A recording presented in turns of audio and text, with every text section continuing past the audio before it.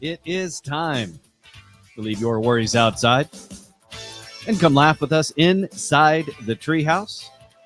I'm Dan O'Malley, along with Trey Trenholm and Raj Sharma on a Thursday, October 24th, 2024. 10/24/24 if you are into the whole numerology thing, which, Raj, I know you are. Is today's date have any significance, or does it just look and sound cool? Well, 2-4 would be a 6. So then you got 2 6s. That's a 12. That'll be 3. 3 is a very good numerology number. But then you got the 10. So that would make it a 4. And 4 is also a very good numerology number, but 3 is better. So it's still a very auspicious day. I followed that about as well as I follow Common Core math. So, I'm just going to take your word for it. 1 plus 0 in the 10 is 1. 2 plus 4 is 6. 2 plus 4 is 6. I got that. 1 plus 6 plus 6. Right? It's 14. Yeah, I got the 12. I just don't know how you went from 12 to 3. Oh, 1 plus 2 is 3. Yeah, 1 plus 2 is 3. So that'll be 4. So what about 13? Because that's the total number. Yeah, so then you go 13, then you go 1 plus 3, that's 4. So 4 is a very auspicious number as well. But 3, because everything is supposed to be divisible by 3s. So 3 is an even better number. So 4 is a questionable number? No, it's an auspicious number. It's just 3 is a better number than 4. Yeah, I don't know why either, Trey. Okay. I'm just taking his word for it. I will say, though, that it actually works into what I planned on starting the show with in a very loose way. So bear with me for a moment. So the number 12 is good because 1 plus 2 is 3, and 3 is a quote-unquote good number. It's a very, very auspicious number. Okay. Unless you have OCD, then that's like the killer number. Like that's the number that they obsess about. The number 3? Yes. Okay. I have some gut-wrenching news about a famous 12, which would be a 3, which is auspicious. Mm-hmm. Did either of you watch Sunday Night Football this past week? Mm-hmm. The Jets? Yes. Looking extremely lackluster. I wasn't big on watching the game because it's the Jets. And it's one of the few Sunday games that didn't involve our disappointing Cowboys. So I took Sunday Night Football off. And apparently I missed quite a bit. Because during the game, we found out that one of the most famous number 12s, we found out something new about Aaron Rodgers that I did not know. And I only just learned about it yesterday. And I am shooketh. So, gentlemen, here's a clip I'm going to show you briefly of Aaron Rodgers on the sideline. I know. During the game, getting their ass stomped. All right? There we go. Mm-hmm. I want you to see what Aaron does. Yeah. Thursday night game against Houston on Halloween at MetLife. This year play a Thursday night game against Houston on Halloween at MetLife. Any debate there on what Aaron Rodgers appears to be doing? Because to me, it appears to be that he's extracting a boog, rolling it briefly, and then Hannibal Lectering it right into his chompers. Maybe that's where he holds his ayahuasca. Maybe that's where he's got a little ayahuasca stored over there, and like he just likes to trip balls during the. It's kind of like a dip. Yeah, he likes to just trip balls during the game, and hopefully see the Shadow Man. The Shadow Man. That's what he says. He says when he knows he's going to win when he sees the Shadow Man in the stands. Well, he ain't seen the Shadow Man in a long time. Yeah. Sounds like he needs to go back in that tent and get to smoking, licking, picking some more, whatever the case is. Mm-hmm. So did anyone else know or have any inkling that Aaron Rodgers was a booger eater? Does it make you feel better about yourself? Does it make you feel better, since we're all Cowboys fans, knowing that at least for now, there is no evidence supporting that our quarterback, Dak Prescott, is a booger eater? Also doesn't have a Super Bowl ring, but at least he's not a booger eater. Thoughts in general? If Dak would eat boogers and get us to the Super Bowl, boog away. Yeah. I'm a big supporter of that. Get in there. Mm-hmm. Bon appetit. Yeah. Yeah, I don't get even all- care if your Super Bowl ring has to be green because of it. I don't care because as a Yeah. Cowboys fan, I'm not the one that's being shouldered with the burden of eating the boogers in order to catapult you into, you know, Well, here's a Super Bowl question. stardom. Here's a question then, Dan. What if a magic genie came down and said, "Here's the deal. You have to, from today on, eat every booger in your nose. But every time you do, and if you keep doing it, if you keep doing it, the Cowboys will always win the Super Bowl. But as long as you keep eating, but you have to always eat the boogers in your nose every day. Every booger until I die? Until you're dead. But but the Cowboys will win a Super Bowl every year as long as you keep eating your boogers. No, I'm not doing that. You wouldn't do that for I have a life outside of Cowboys football, and I would then go live it. I look at it this way. I don't get the riches and all the things that come with being a Super Bowl champion, either player or owner or anyone in between. So if I'm going to be the one that's responsible for all the Super Bowl victories because I'm eating all the bugs out of my nose, then by God, I deserve to get paid as the best booger eater in the league. Okay. And so I'm not even going to entertain this thought until there's at least a solid contract offer on the table. Okay, we'll get you get a contract, and your front page of the newspaper every week. Dan O'Malley successfully ate 2 pounds of boogers this week, and the Cowboys are headed to the. I'm not going to need the sound effect here. And the Cowboys once again are headed to the Super Bowl thanks to the magical boogers of Dan O'Malley. I'll tell you why I wouldn't do it.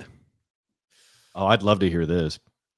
Because honestly, for the most part, I find Cowboys fans insufferable to begin with. If we won a Super Bowl every year, oh my God, they'd be just absolutely, they'd be horrible. I'd have to denounce my fandom.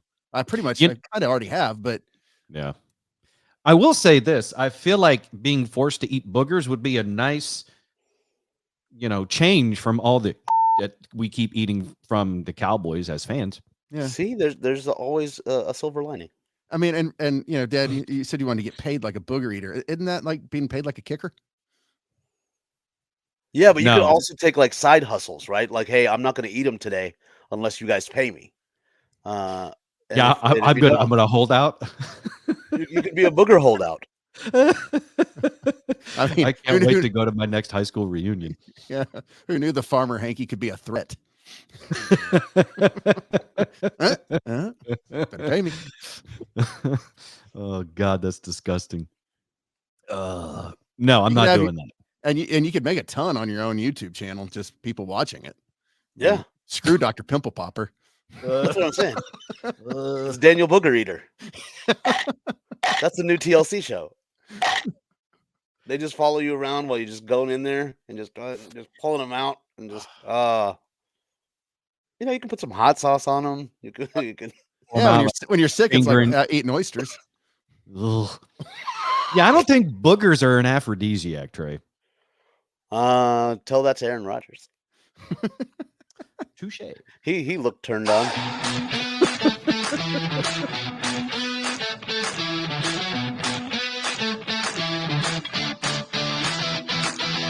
You're listening to the Treehouse.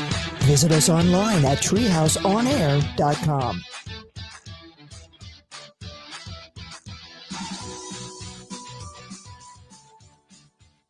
833 Cook DFW. That's the phone number you need to use to contact Daniel Cook from Cook DFW Roofing and Restoration for that free roof inspection. Daniel, I know that people are looking around their property and thinking, is there anything I need to do, anything I need to catch up on now that I'm not melting in the summer heat? And also kind of coinciding with people re-upping their insurance. Now's a great time to catch up on those things and have you come out and take a look, right? Dan, I know a lot of people I've been talking to lately are thinking of renewing their insurance with different companies. They've been searching rates. Everybody is concerned with the insurance costs going up, rightfully so.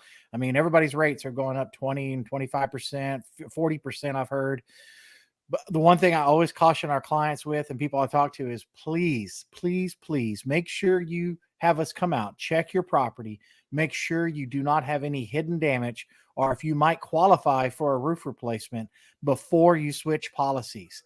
If you switch policies with a different carrier and you then have a problem down the road in 4, 5, 6 months after having them, and if you have not had a weather event while having their coverage, they will not cover your old damage. And then what happens?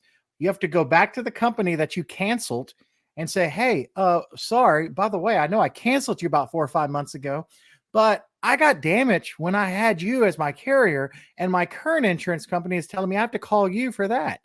Well, I don't know about you, but that could be a slippery road, and I wouldn't want to go down that path. So do yourself a favor, have us come out, check your roof, check your property, especially if you're going to be switching carriers, or it's even just as important before you renew your policy, because more than likely your deductible and your premium are going to go up and your dwelling cost. And that's going to offset a lot of the stuff that you could be saving money on if you have us come out now.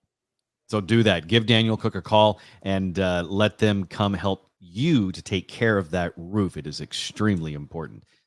833-COOK-DFW, 833-COOK-DFW, or once again, that website, cookdfw.com.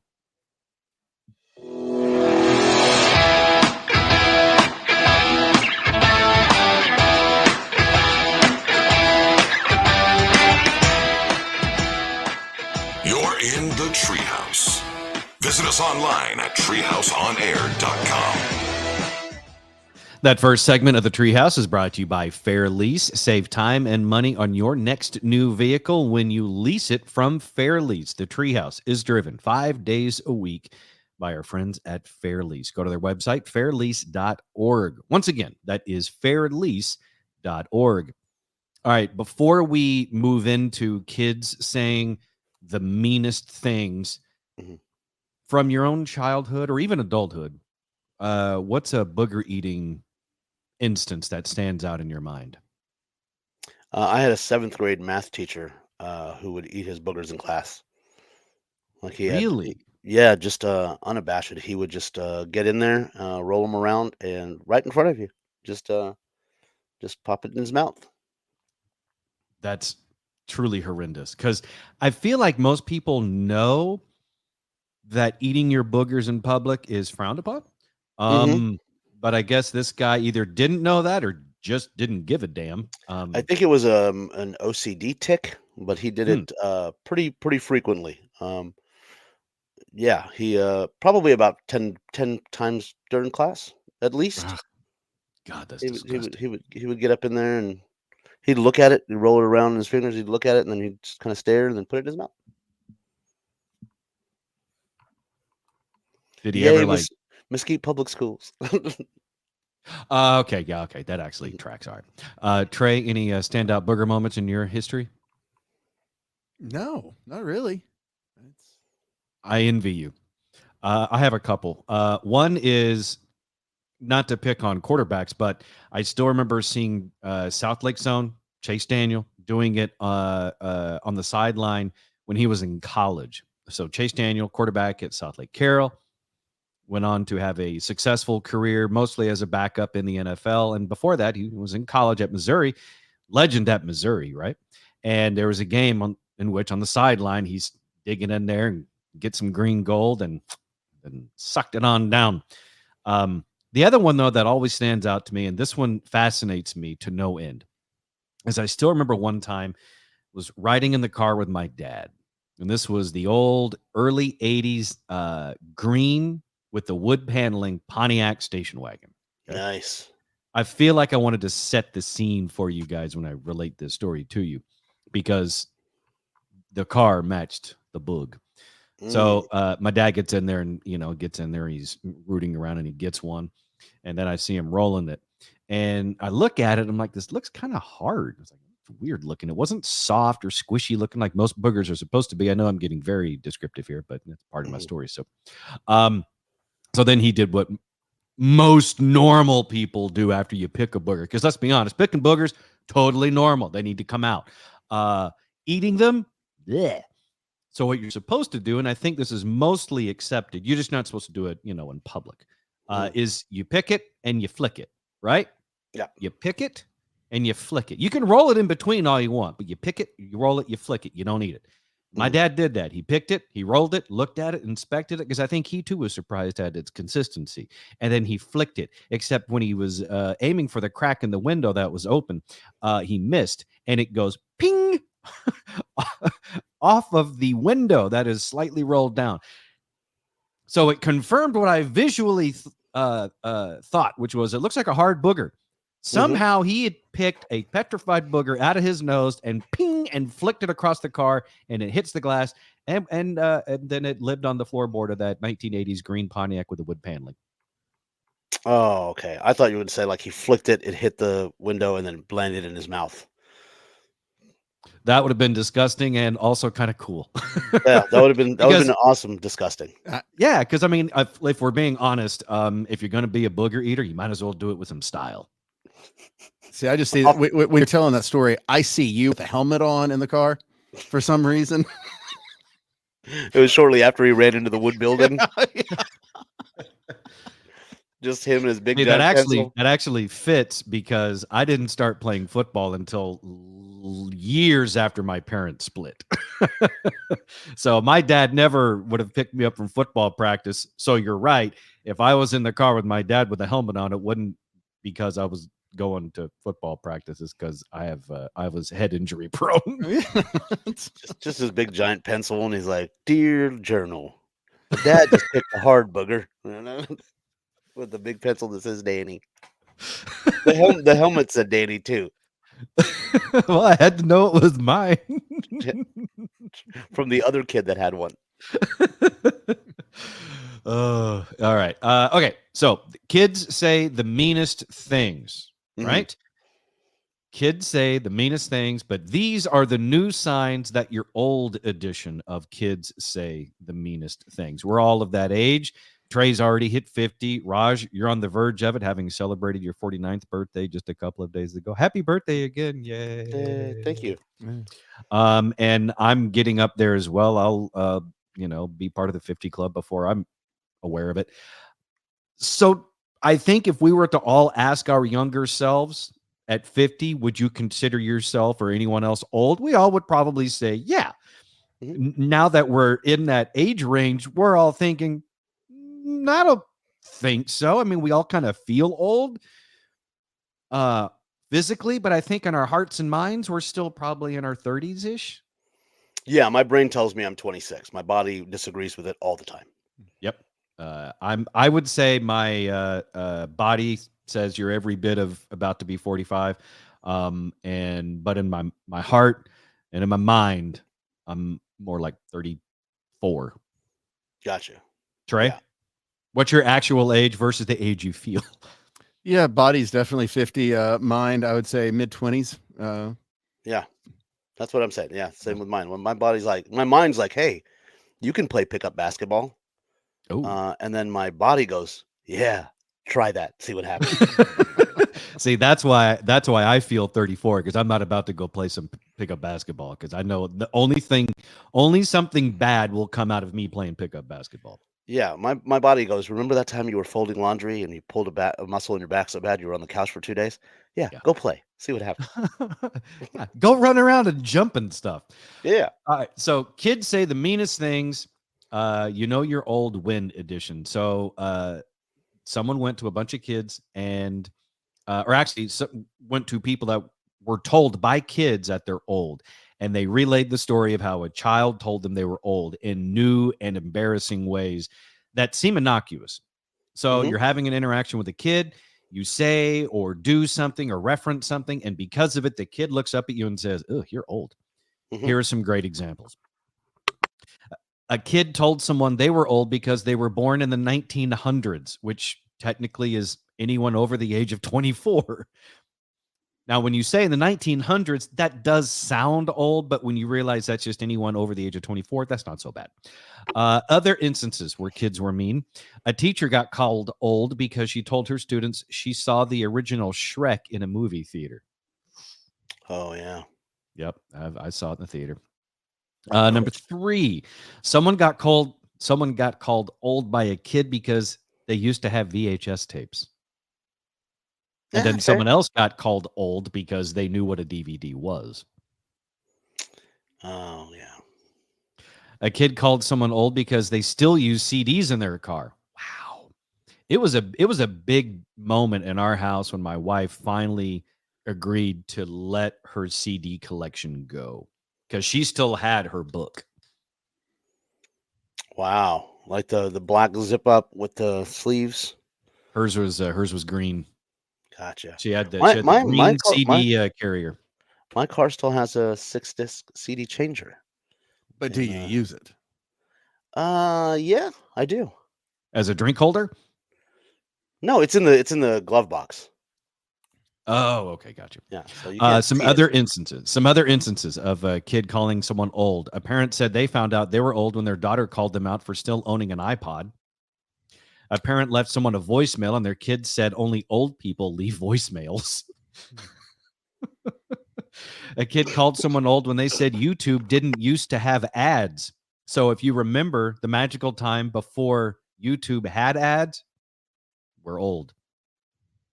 A guy's coworker told him he was old after he tossed something in the trash from a few feet away and yelled Kobe when it went in. Yeah. I'm old enough that when I did that, I yelled Jordan. Oh, okay. Wow. Yeah, I did. I never did the Kobe thing. I was a Jordan kid. I'm old enough to go Skyhook, Kareem. That's what I did on my very first Nerf basketball. I was practicing my Kareem skyhooks in my bedroom with the Nerf basketball goal hanging over my door. I was awesome in there. I was undefeated in my bedroom. That's right. That's right. And you go Kareem, little skyhook. That was awesome. Undefeated playing against yourself. I wasn't going to bring it up, but you did, Trey. In your bedroom.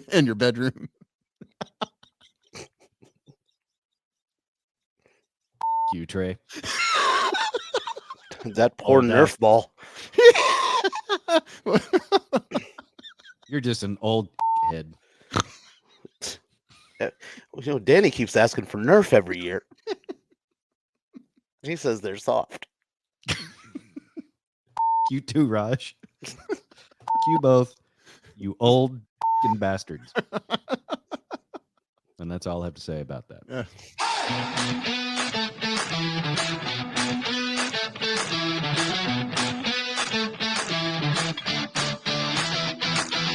You're listening to the Treehouse.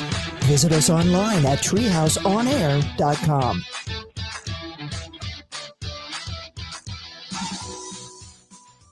Let's get Jacqueline from Brooks Plumbing into the Treehouse now. For any and all of your plumbing wants and needs, give her a call, 214-368-3838, the website, brooksplumbingtexas.com.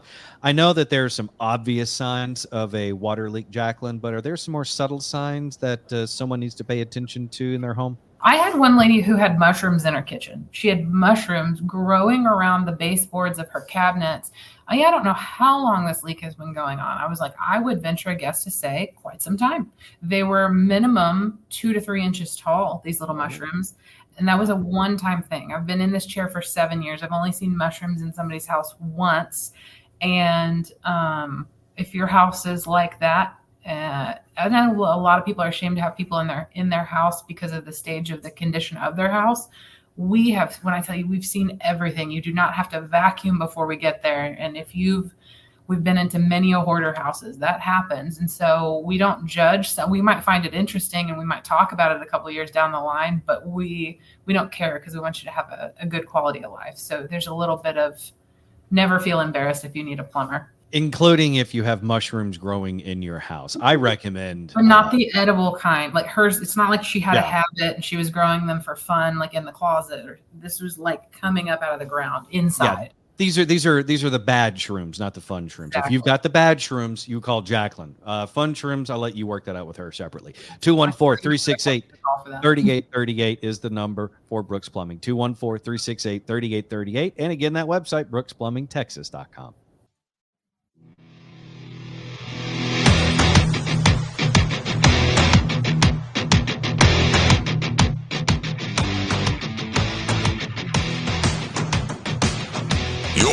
the Treehouse. Visit us online at treehouseonair.com.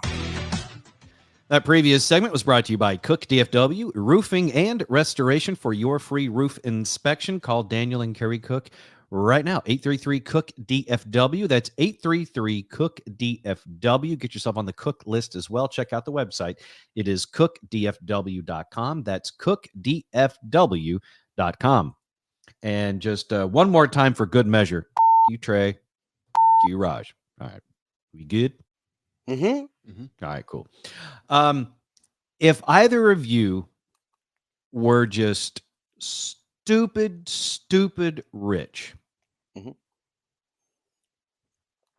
would you ever own a sky mansion? What is a sky mansion? I am glad you asked. I'm going to tell you. Rich people are now building mansions on top of skyscrapers. I don't know if sky mansion's the official term. That's just what I'm calling it. But it's not just your typical penthouse apartment type of thing. This isn't like, Trump getting the penthouse at Trump Tower. This isn't Tony Stark getting the penthouse at Avengers Tower. This is an honest to God mansion-looking house on top of a building, on top of a skyscraper. So it doesn't match. But there are rich people that are doing this.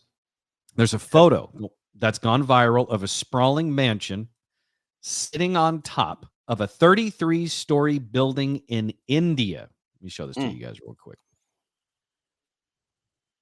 So there it is.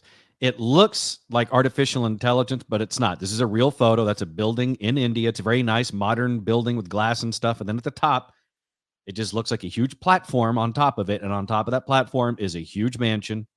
And it's got a pool. It's got a nice garden yard area. And it's 1, 2, 3 stories. And if it looks familiar, it's because it is intentionally designed to look like the White House in Washington, D.C. The man who built it started construction more than a decade ago. It's reportedly cost over $20 million, which, if I'm being honest, seems kind of reasonable when you look at the photo and the construction, constraints on top of a building that high up. Anyway, there's more. A reporter called it an extreme example of a trend that's been picking up steam. The world's wealthiest people are bored with their normal penthouses and want something more impressive. Now, in this guy's situation, the guy that owns this particular sky mansion, he may never get to live in it because he fled India in 2016 after he was accused of fraud money laundering. His name is Vijay Mallya. And if he ever goes back, they will throw him in jail. He's the former chairman of United Spirits, one of the largest liquor companies in the world. Kingfisher beer. Oh, is that one of their products? Yes, it's Vijay Mallya. He has one of the greatest stories ever. I'm sure you guys heard the story about the guy this Indian guy walks into a bank in New York and asks for a loan for $250. Or it's 25. No. He asked for a loan for $2,500. Sorry, $2,500. I'm from Raj. I'm from Texas. The version of this joke I've heard, I wouldn't ever want to repeat. No, he walks into a bank and asks for a loan for $2,500, and he says, "I have my Ferrari for collateral," and they're like, "Sure," and he's like, "Just can you? I'll pull it up, and if you'll put it in the safe, you can have my Ferrari for collateral. I'm going out of the country for 2 weeks. When I come back, I'll pay the loan back." And they're like, "Sure." Comes back after 2 weeks, and his interest on the loan is $250. So he pays gives the $2,500 back plus the $250, and they're like, "We looked you up. You're the owner of Kingfisher Beer. You're Vijay Mallya. Why would you need a loan for $2,500?" He goes, "I didn't. But where can you park a Ferrari in New York for $250 for 2 weeks?" I always thought that was just like made up tale. Nope, that's Vijay Mallya. That's his claim to fame. Besides fraud and money laundering. Yeah, sometimes success goes to people's brains, I guess. Yeah. So he's not the only one that is going forward with this sky mansion trend. There are some other examples. There's a sky penthouse, which is located atop the Tour Odeon de Monte Carlo, created by an architect and an interior designer with fancy names, considered to be one of the most expensive private residences in the world. They estimate the value here at $400 million. The Jeez. Sky. Yeah, the Sky is what it's called. A rare, extremely luxurious 5-story penthouse mansion. Imagine a Mediterranean villa plopped down on top of a 520-foot tall building, an ode to uninhibited opulence that to some is a showing of impeccable taste and revolutionary architectural concept. $400 million. No, I'd come up with better things to do. Yeah, I'm kind of with you on that one. The $20 million one in India, like I would do that. I could see that. I just don't know, like, is there an elevator that goes to the regular building that you can go down, up and down? Like, I don't see how he. Well, there's that, but also when you have a home that size on top of a skyscraper, you have your own helipad. So if you wanted to go to the grocery store, you have to take your helicopter every time? You're not going to the grocery store if you have that house. I'm assuming they plan this when they're doing construction on the building. If not, I guess you could take an elevator to the top floor and then they could build a secondary elevator to your Sky Mansion. Yeah. Yeah. I mean, it seems like something like, I'm surprised, like Dubai. It seems like this would be something that someone would be doing there. I agree. And maybe they are. We just don't know it yet. Like what's the tallest building in Dubai? What's it called? The Burj Khalifa. I'm surprised someone doesn't have a house on top of that thing yet. I would vomit every single time I woke up every day. I would vomit and pass out, and then that's where I lived there. I don't move from the floor because I don't want to see the outside. I was in Dubai and they were like, "Do you want to go to the observation deck?" And I was like, "Nah, I'm good." No. Yeah, I got woozy when we went years ago. Trey and I were there for a radio thing. I got woozy when they said step out. We're at the W Hotel in Dallas. This is still when it was still pretty new, and it had the that clear walk out thing, the see-through floor, and I was like, oh hell no! And I certainly wasn't about to go step on it after our 600-pound friend Stacy had just stepped on it. No, and that's the same thing with like the Grand Canyon thing where you can go out and walk. No, I'm good. I'm good. I'll marvel at its wonder from the solid part of the earth.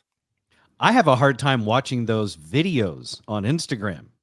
Yeah. So I can't even fathom what it would be like in real life. I watched when The Dark Knight came out. I saw it in IMAX, and it's the opening scene where it goes over Gotham, like over New York, over Gotham City.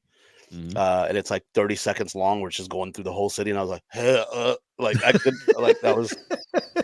It's like you and eating boogers. I was like, hey, I'm with you. I can't do it, man. Not only am I motion sick, but I'm also afraid of the height. Yeah, people are like, it's a movie. I'm like, it doesn't matter. This brain doesn't think logically when it comes to heights. No. Oh, this is a good versus for y'all. Oh, there's no versus. Eating boogers versus an observation deck over like the Grand Canyon. Bowl of boogers, buddy. Let's go. Give me a spoon. Can I dress the boogers up at all? Yeah. Can I put them in some Frosted Flakes? Yeah. Like for some texture. They're great. You're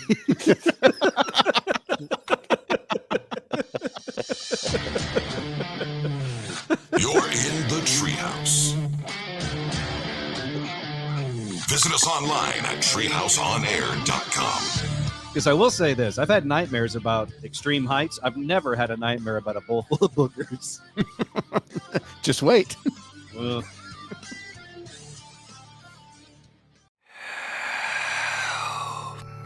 If you thought 2024 couldn't get any scarier, you were wrong. Back for its 36th year, Hangman's House of Horrors is the best haunted house experience in DFW. Hangman's House of Horrors isn't just an award-winning haunted house. They have something for everyone, including an interactive art exhibit called The Beauty of Horror that would make even Vincent van Gogh cry and cut his other ear off. And you can test your zombie apocalypse skills in their Outbreak exhibit. Hangman's House of Horrors is located at 4400 Blue Mound Road in Fort Worth and is open every weekend through November 2nd. For more information and to buy tickets starting at just $39, visit hangmans.com. That's hangmans.com. Do it.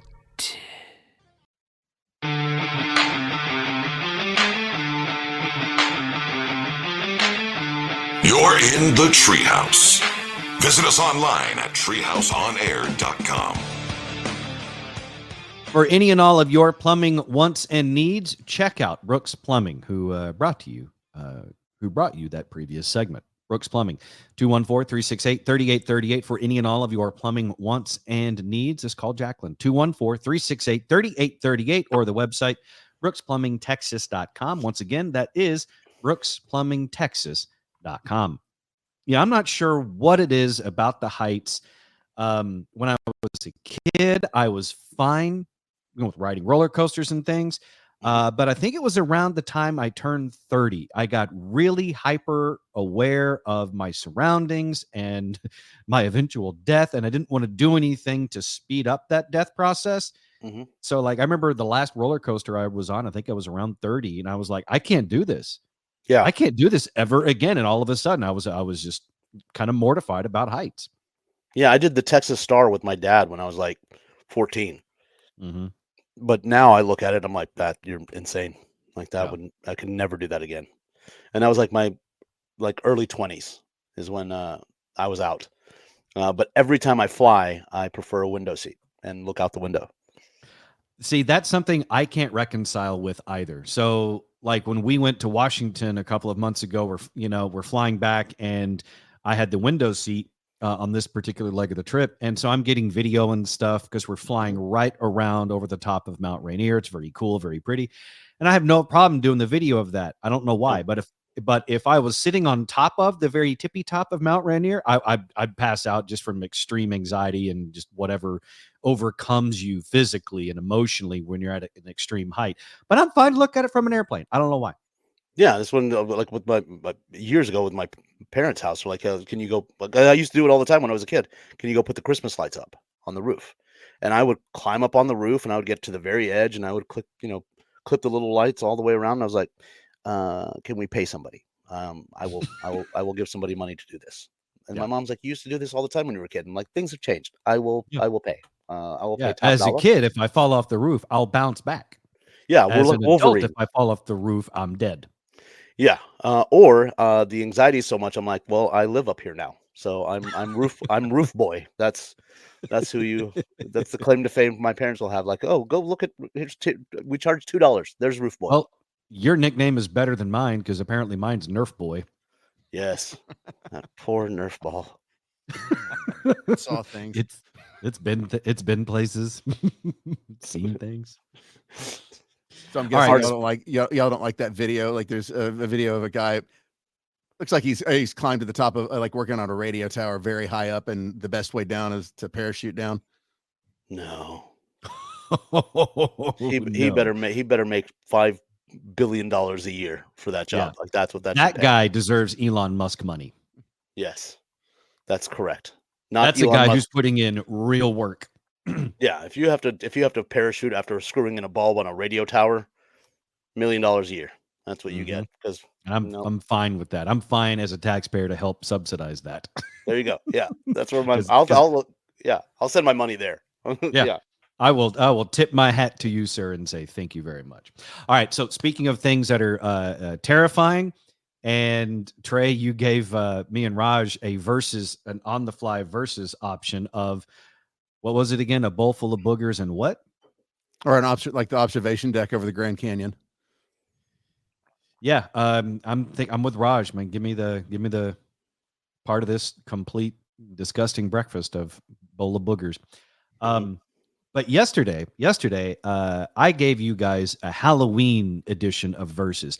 That's where I showed you a stairwell and gave you the scenario. You're on the middle landing of a stairwell. If you want to escape down the stairs, you have to go through Jason Voorhees. If you want to escape upstairs, you have to go through Michael Myers. Well, I've got a new version of that game for you both today. Okay. Are you ready? Yep. Okay. Let me get the right stuff going here.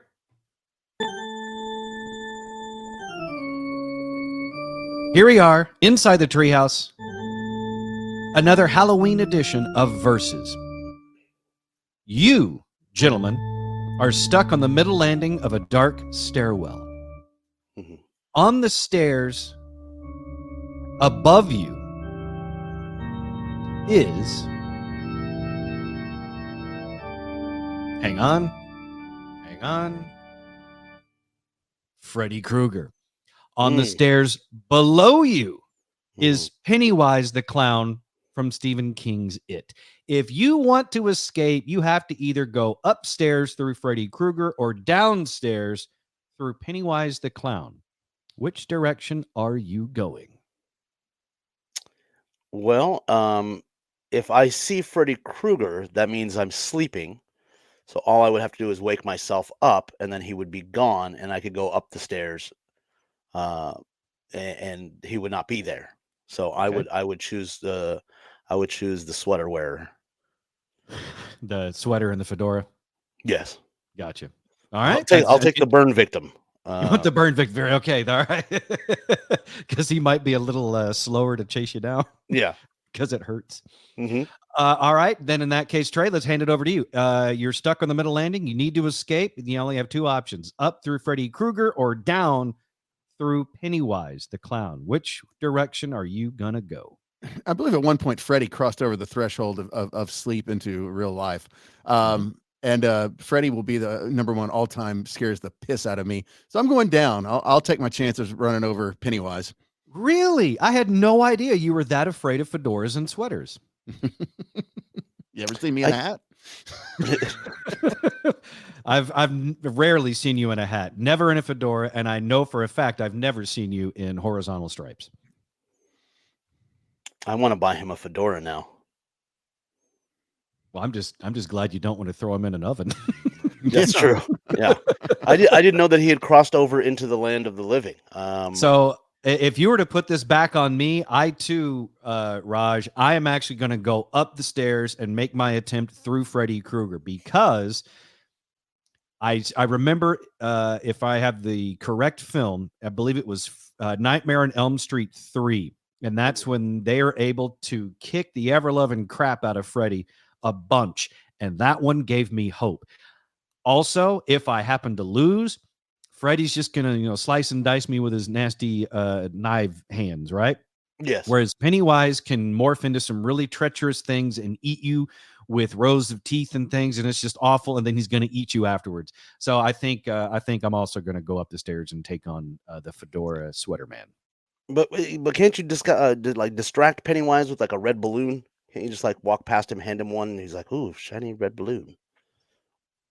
I don't think that distracts him. I think that's just more how you know he's around. Gotcha. Okay. I thought I could hand him one, and he'd be so mesmerized by it I could slip by him. So I'm going to stick. Now, with if you had a child with you, you could distract him that way. Throw the child at him. And I then would you definitely could escape. I would definitely do that. That's what they're there for. If not a human shield, then at least a decoy. Yeah. You just kind of throw him at Pennywise and be like, "He's yours now." And snack time. Yeah. Like, but he's like, "But I'm 8." I'm like, "Yeah, but I can get over that. I've only known you 8 years. You've only been talking for 6 of those, so we really don't have a lot of conversation." So. And I'm tired. I want to go to sleep, and I can't go to sleep if Freddy's running around. Yeah. And so I again, I'm just gonna go back to Nightmare on Elm Street 1 and 2, where you just wake up and he's gone. Yeah. So I would wake myself up, and then Pennywise would still be there. Freddy would be up there, and I just run up the stairs. I don't know where you go from there, because at some point you have to come down. Maybe that's where you got the parachute on your back, because you're one of those guys that does the light bulbs on top of radio towers. Oh, well, then we're dead.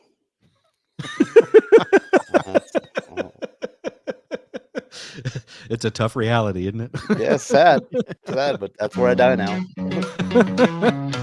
You're in the Treehouse. Visit us online at treehouseonair.com.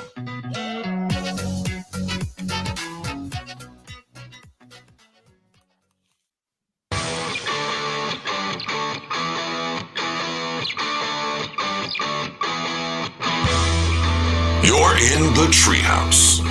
Visit us online at treehouseonair.com. Be sure to check out DFW's Best Haunted House, Hangman's House of Horrors in Fort Worth. Now open Friday, Saturday, Sunday through November 2nd. Get all the info at hangmans.com. That is DFW's Best Haunted House in its 36th year. Hangman's House of Horrors in Fort Worth. Get all the info at hangmans.com. That's hangmans.com. All right. Did anyone have Arnold Palmer's genitals on their presidential election bingo card?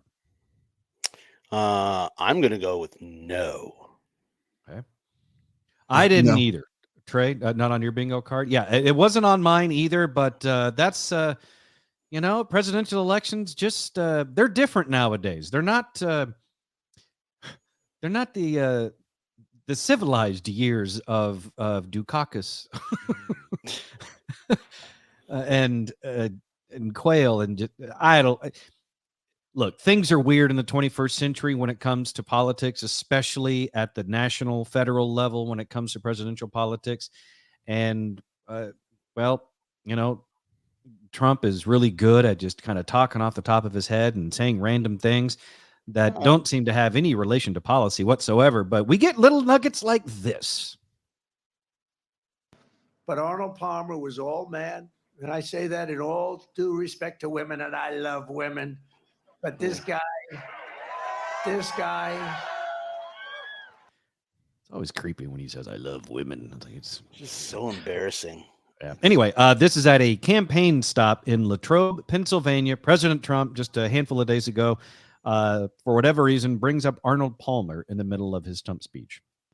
But Arnold Palmer was all man. And I say that in all due respect to women, and I love women. But this is a guy that was all man. His man was strong and tough. And I refuse to say it, but when he took showers with the other pros, they came out of there, they said, oh my God. That's unbelievable. I had to say it. No, you didn't. That are highly sophisticated here. I really did not need to know that Arnold Palmer could reach the green and won. Yeah, that's just Why? Okay, look, if you want to share some fun stories, do a podcast. But really, the only way I care about Arnold Palmer's name or genitals coming up in the middle of a presidential election cycle is if you're telling me that your tax cuts are going to be bigger than Arnold Palmer's, then you've got my attention. Otherwise, I don't need to know about Arnold Palmer's genitals. Yeah, I don't need to know that he wasn't using a putter. He just whipped out his junk and was like, there we go. Let the big dog eat. Yeah, that's just I mean, it's just so bizarre. Like, I just wish he'd keep it presidential and he could just reference LBJ. Yeah. At least go back to another Republican. That's actually a Democrat, right? He's a Democrat. Yeah, he was. Yeah. No, I think you're right. If you're going to talk about, presidential slicks, we got to start with the one that we know the most, that I think Johnson is actually named for, the Johnson, and that is LBJ, the king of the. Yeah, that's it was actually, forgive the pun, but LBJ was actually inserted into national, not just political stuff, but it's a word I'm trying to think of, Trey. When you receive heads of state in the White House and you're supposed to entertain them, like state dinners and things. Mm-hmm. It was its own diplomat. Yes. LBJ had its own diplomatic immunity. It had its own embassy. I think there was actually a story. I don't know who it was, but LBJ would actually, try to intimidate reporters and things. But I think he would also use his to intimidate other heads of state. Like he would invite them to go skinny dipping in the pool. Well, he would famously, in the Oval Office, he would not shut the door in the bathroom so everyone could see him in all his glory while he was peeing. Mm-hmm. Now, did he ever do that while he was going number 2? Probably. Or is it just standing to go number 1 and showing it he could still take a drink while he stood? He was a remarkably crude man. Yes. Yes. If you listen to any of the tapes, he was very much so. But yeah. So, that's just, Yeah, it's like the is that an embassy in your pants, or are you just happy to see me? I think had he actually run, for re-election, it really just would have been, Johnson and Johnson. That's a vote I could get behind. Be careful, though. Yeah.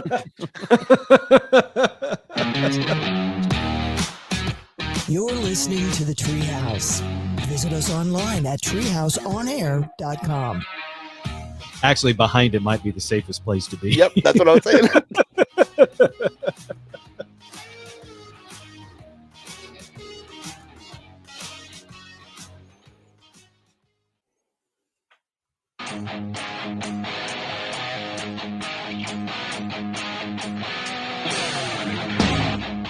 You're in the Treehouse. Visit us online at treehouseonair.com.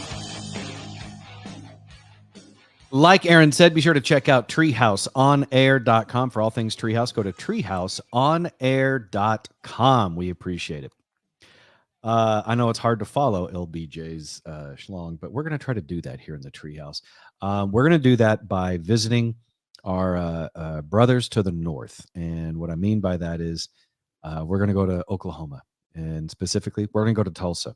And I'm going to ask you guys a question here that I'm planning on asking the same question to our brothers here in the Treehouse Network from Offbeat, the light side of law enforcement. Mm-hmm. They're actual police officers. But I'll start with you, Trey, and you, Raj. Mm-hmm. If you were a cop, would you rather be shot at, not shot, just shot at? If you're a cop, would you rather be shot at or interact with this type of person? Early last Thursday, a pursuit led officers of the Tulsa Police Department to arrest a man clutching a python. Pretty sure they mean a snake, not a python weapon or, double entendre for the python. According to TPD, officers saw a white Acura near Archer and North Sheridan in motion with headlights around 4:40 a.m. Officers pulled the car over and spoke to the driver, who police say refused to provide them with his identification or insurance. Mm-hmm. Saying the suspect did not claim to be a sovereign citizen. He did continue to use terms commonly associated with the group. He reportedly told officers he was traveling and he did not have a license. He also said driving without a headlight is not a crime. Okay. After about 20 minutes of discussing with him, he was informed that he was under arrest. Then he drove off, tried to escape, leading police on a short chase to a nearby home. He bailed out of his car and tried running away from the officers while holding the snake. Eventually, police wrestled him down to the ground and arrested him. Raj, are you familiar with sovereign citizens? No. They truly are some of the worst type of people that walk the United States. Because I don't know if these people exist in other countries. I don't know if I've ever heard of a sovereign citizen type in Canada. You sure as hell don't hear about them in Russia or China for obvious reasons. Mm-hmm. These are the people, and Trey, please help me with this because it's been a while since I've dug too far deep into this sovereign citizen wormhole. They feel like modern laws do not apply to them. And that includes driver's licenses, registrations, inspections, and all that stuff, because they feel like just driving anywhere in a car, it's their right to just travel as they see fit without any encumbrances or registrations or restrictions. Gotcha. Yeah. So pretty much they believe for the most part that the government is not above them, and they can do as they please, and everything has to be basically goes back to a common law. And for you to get a traffic ticket or anything, it has to be an aggrieved party and an injured party.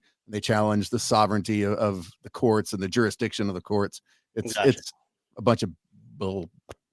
Yeah, you could just say white dudes. You could just say white dudes with warrants. Oh no! Oh no! This is not a whites only situation. Mm-hmm. This is one of those that in Oklahoma, everywhere. Oh, yeah, it's everywhere. Sovereign citizens are pretty militant. Gotcha. It might be a toss-up between who's more militant, a sovereign citizen or a vegan. Oh, wow. Okay. Yeah. So that tells Yeah. you the severity of the sovereign citizen situation. Yeah, I would My- take my- a vegan. My favorite judge, because they reference sovereign citizens love to do this traveling thing where they're not operating a vehicle commercially, so they're just traveling, and traveling is permitted by the Supreme Court in this thing. And there's one judge, he's in Texas, I don't know where, I want to say around Houston, but he goes, yeah, you're right, you're free to travel. You can walk your happy ass anywhere you want to go. You just can't drive a car. There That's you right. go. Yeah. And that's how like it. Texas courts handle it. And in this case, in Tulsa, with the police officers, they had to tell this particular sovereign citizen wannabe that while he might be free to travel by foot anywhere he wants to go, he sure as hell can't drive that way, and he sure as hell can't drive with what they found to be 92 grams of fentanyl, marijuana products, and close to $5,000 in cash inside the vehicle. Oh, he's a sovereign drug dealer. Okay, good. That's good. I like it. Yeah. I like to travel with cocaine. With deadly narcotics, yes. Yeah, it's my right to have a python and fentanyl. That's right. I forgot about the snake too. Yeah. I don't even know if it's legal in Oklahoma to have pythons. Of course it is. It's Oklahoma. You can't have a full percentage beer, but you can have a snake and fentanyl. I think that's the state flag is just fentanyl and a snake. The sovereign citizen was arrested by Tulsa PD for eluding, trafficking fentanyl, drug possession, and this is after former conviction of a felony, obstruction, resisting arrest, operating a vehicle with no headlights, no driver's license, and no insurance. The Tulsa police also did say the snake was released to a friend and was not physically injured. Unfortunately, we cannot determine what mental anguish the snake has endured through this process. I like how they're worried about the He has their sense of humor. Yeah, the mental health of the snake is being evaluated. I like it. To protect and serve, but also to care.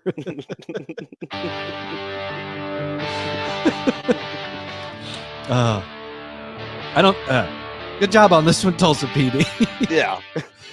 All right, for all things Treehouse, go to treehouseonair.com. You can also find and follow us on social media. It's at Treehouse On Air for us individually, at the Dan O'Malley for me, at Trey Trenholm 1 for Trey, and at comedian Raj for Raj.